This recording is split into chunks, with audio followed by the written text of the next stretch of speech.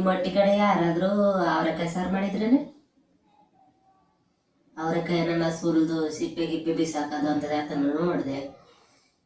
ಯಾಕಿಲ್ಲ, ನಾನು ಈ ಸಂಕ್ರಾಂತಿ ಹಬ್ಬಕ್ಕೆ ಒಂದು ಸ್ವಲ್ಪ ಬೇಯಿಸ್ಕೊಂಬನ ಅಂತ ಹೇಳ್ಬಿಟ್ಟು ಮೊನ್ನೆ ಕಡಲೆ ಗಿಡ ಹಾಕ್ದಾಗ ಒಂದು ಸಲ ಹಾಕೊಂಡಿದ್ದೆ ಕಣೆ. ಅವರೇ ಗಿಡವ ಎಲ್ಲ ಅದೊಂದು ಇದೊಂದೆಲ್ಲ ಕಿತ್ಕೊಂಡು ಆಗೋಗಿದ್ವು.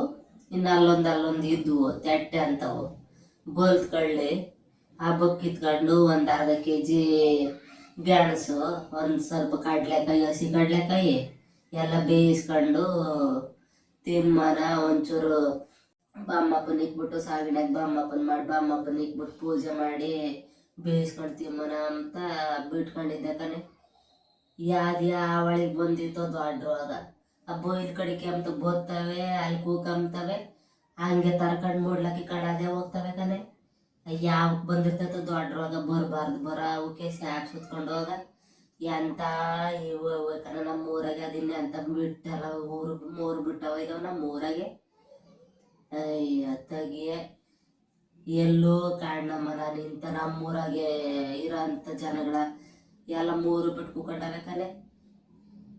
ಅದು ಬೊಯ್ಲ್ ಕಡೆಗೆ ಬಂದ್ಬಿಟ್ಟು ಅಲ್ಲಿ ಕೂಕೊಂಡು ಅಲ್ಲೇ ತರ್ಕೊಂಡು ಅದೇ ಹೋಗ್ತಾವಲ್ಲೇ. ಇನ್ನೆಂಥವಾಗ್ತವೆ ಅವು.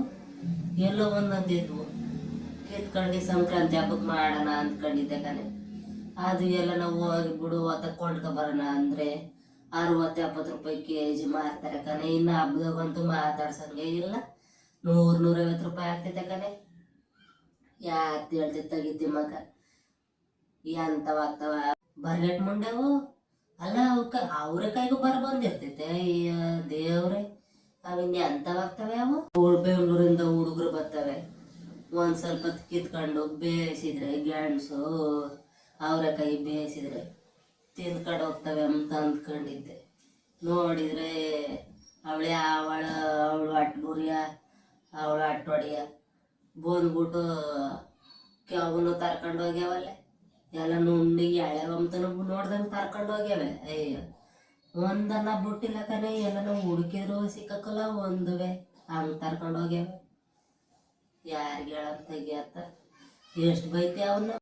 ಬರ ಅವಕ್ಕೆ ಬಂದು ಸ್ಯಾಕ್ ಸುತ್ಕೊಂಡು ಹೋಗ. ಇನ್ನೆಂಥವಾಗ್ತವೆ ಅವು. ನಿನಗೆ ಹಂಗೆ ತೋರ್ಸೋಣ ಅಂದ್ಕೊಂಡೆ ಕಣೆ, ವಿಡಿಯೋ ಕಾಲ್ ಮಾಡಿಬಿಟ್ಟು. ಆದರೆ ಏನು ಮಾಡ್ತೀನಿ ಅಂದ್ರಾಗೆ ನೆಟ್ ಆಗೋಗೈತೆ ಕಣೆ. ನೆಟ್ ಇದ್ದಿದ್ರೆ ವಿಡಿಯೋ ಕಾಲ್ ಮಾಡಿ ತೋರಿಸ್ತಿದ್ದೆ.